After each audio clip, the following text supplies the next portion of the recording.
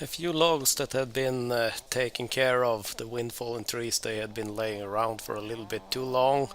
A few started showing signs of what's called bluing, blånad in Swedish. It's a fungus that attacks it and gives it a blue color. I don't think it affects the strength of it, but it's a change that the sawmills don't want and will reject them if the attack of the fungus is too bad and there is too much color to it. So the ends was trimmed a little bit on a few of them before sending it. The forwarder, when it was fired up, at first it ran just fine, but handling the first few logs here, it started stumbling a little and not running perfectly as it should. I was a little bit worried about turbo pressure or what would be causing the engine issues. My dad had said it lacked a little power the last it was used last winter, so it will get worse, and I will cover the solution in this video also, or what the problem was in my case. Had some entrepreneurs here that cleared up the sides of the road. This is a communal road, there is a bunch of owners to it, I'm a part owner, and we have taken the decision to do some maintenance on it.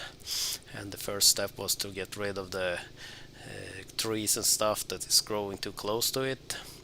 Apparently that's gonna be covered, but with the material that can recover, so it won't cost the owners of the road anything. So but it's needed, and more maintenance will be required that will cost money in the near future. And here you can see the machine in action. I've kept my section where I own the land on the sides of the road in quite good condition to some of the other forest owners that are part of this road association, so he didn't have that much work to do on my property compared to some of the other sections of the road. Some batteries to the tire pressure monitoring systems, those cheapo units I had installed, needed replacement, and by now I have two more, or at least one more that's not connecting up, so I will need to replace another battery soon. Back to the main focus of this video, the problem that the engine was running rough.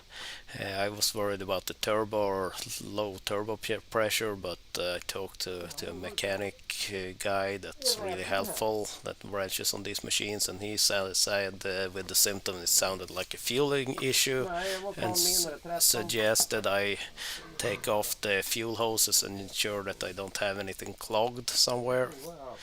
Closed off the fuel valve and undid the hose and just redirected that into a little container, and it's just gravity fed, and it flows. There are no debris showing. It seems good. The banjo fitting after the fuel first pre-filter was also a known place that could clog up. You have kind of fuel flowing through an angle, and if you have any debris following, it goes through the holes, and if something gets caught, it builds up behind it, and you have a clog up. Couldn't see any sign of anything. Even turned the ignition on, allowing the electric feed pump to start, and there was flowing a lot of fuel, so I have a hard time seeing that it is related to it not getting fuel through to the pump. And now stupid me did not do a good recording of it, because I started looking into the computer and the fault codes or fault search functions, and going into the ECU section I could see that it had one active error. It did not record it as a fault, and that it had kind of activated reduced power or like low power mode, something like that, and I should have taken pictures or recorded it. Wait, I might have a picture. If I can find it, I will include it. Here you can see the fault code, or where you're in the search menu you can see some different values and so on from the ECU, and here I have that one active error, but it's not enough to give me a number or a code to search further onto. So I reached out and looked at borrowing a fault code reader for this machine. As I had the fault code reader, here you can hear it's not running good at all. Trying to give it a little throttle. Here I can get some solenoid valve 3, and all of a sudden it started running even worse, and I got the fault code on the screen for the machine also. Solenoid valve 3 was the fault code, so pointing towards an injector, remove the air filter to get better access. And I had been worried about a wiring problem. I had been down there and trying to pull on the wires to see if I could force the fault to appear or disappear in the beginning, but nothing. And maybe I wasn't really good at touching this one that is tucked under the intake. And it's this ring connectors with a built-in nut. If anyone watches this and have a good source to binding those ring connectors with the nut built into them, it's an M4 super small nut. I can find them in like bigger sizes with an M8 nut, but the small ones I do not know. There is a Bosch injection system if that could help.